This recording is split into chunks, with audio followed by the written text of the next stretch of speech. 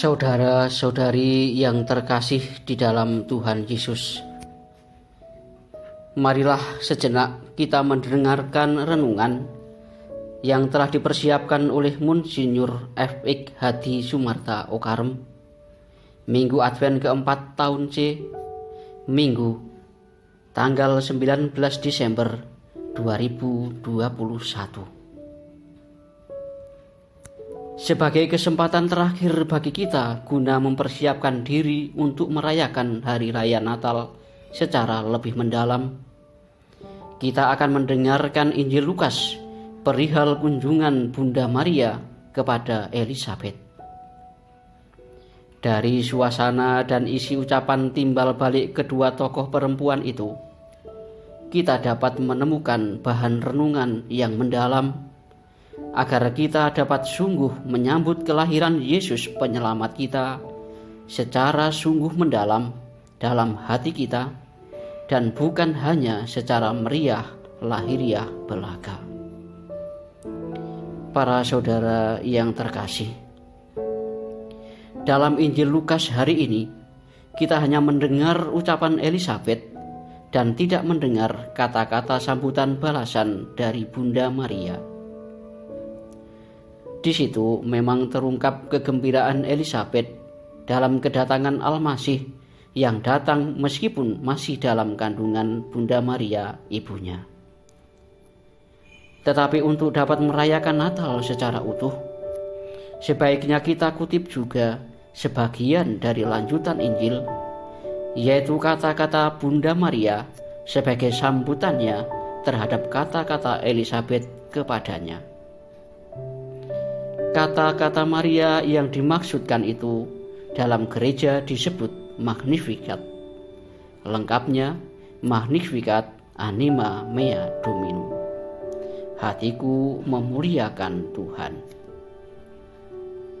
Di situ Bunda Maria antara lain berkata, ia menurunkan orang-orang yang berkuasa dari tahtanya dan meninggikan orang-orang yang rendah. Ia melimpahkan segala yang baik kepada orang-orang yang rendah. Ia menyuruh orang yang kaya pergi dengan tangan hampa. Saudara-saudari yang dikasihi Tuhan, secara kuantitatif, keadaan dan kondisi masyarakat zaman Maria dahulu memang berbeda dengan keadaan masyarakat dunia kita sekarang ini. Namun secara kualitatif, martabat kita sekarang ini sebagai manusia pada hakikatnya adalah sama seperti dahulu. Sekarang ini ada masyarakat urban, bahkan metropolitan. Penduduknya dapat dilayani dengan menggunakan komputer dan internet, dan bepergian dengan naik mobil, kereta api, atau bahkan pesawat. Keadaan dan hubungan antar penduduk bercorak metropolitan, bahkan kosmopolitan. Tetapi sebaliknya, jalan yang harus ditempuh Bunda Maria dari tempat kediamannya di Nazaret menuju kediaman Elisabet di daerah Yerusalem bagian barat, yaitu Ain Karim, berjarak 120 km. Sambil mengandung, mungkin Maria dalam perjalanannya naik keledai dan didampingi Yusuf suaminya. Itulah situasi dan kondisi fisik yang dialami Bunda Maria. Para saudara yang terkasih, tetapi seperti dahulu, dalam dunia masyarakat kita sekarang ini ada juga orang-orang yang dalam bahasa Alkitabiah disebut golongan berkuasa, tetapi sekaligus juga ada golongan orang-orang rendah. Di tengah adanya perbedaan besar antara dua golongan di zamannya itulah Maria berkata, hatiku memuliakan Tuhan. Apabila Kidung Magnificat Maria itu kita baca seluruhnya, maka ucapannya itu sebenarnya memberitahukan kepada kita agar kita di dalam hidup ini, apabila mau sungguh menjadi pengikut Yesus yang sejati, janganlah menipu diri kita sendiri. Maria menunjukkan kepada kita bahwa kita harus memiliki nilai-nilai luhur sejati seperti yang tersimpan dalam hati orang-orang kecil atau orang-orang rendah. Dan kenyataan kelahiran Yesus di Bethlehem membuktikan betapa benarnya apa yang dikatakan Bunda Maria itu. Di dalam Perjanjian Lama pun, seperti misalnya di dalam kitab Mazmur, juga tertulis, Tuhan itu tinggi, namun ia melihat orang yang hina dan mengenal orang yang sombong hanya dari jauh. Di dalam Perjanjian Baru, Santo Petrus juga berkata, Allah menentang orang yang congkak, tetapi mengasihani orang yang rendah hati. Saudara-saudari yang dikasihi dalam Kristus, menjelang Natal ini, marilah kita makin mengenal Bunda Maria sebagai Bunda Yesus. Di dalam gereja, Maria disebut sebagai orang yang diberkati di antara semua perempuan.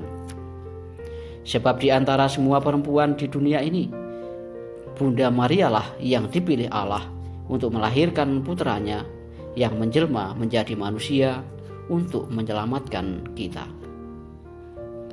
Meskipun begitu tinggi kemuliaan yang diberikan Allah kepada Bunda Maria sebagai Bunda Penebus, namun hidupnya begitu sederhana sebagai orang biasa di kampung Nazaret, bukan di istana raja di Yerusalem.